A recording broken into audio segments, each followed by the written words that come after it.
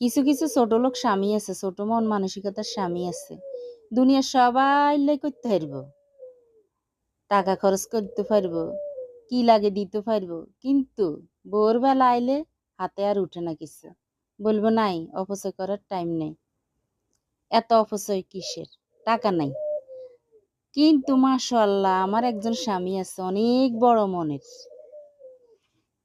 সে কিন্তু চাওয়ার সাথে সাথে দিয়ে দেয়, কোনো আপত্তি করে না।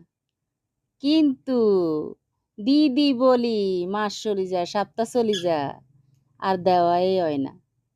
বুঝছেন? এই হলো আমার স্বামীর অবস্থা। আপনাদের স্বামীর কি অবস্থা বলিয়েন তো, একটু কমেন্টে জানাইন।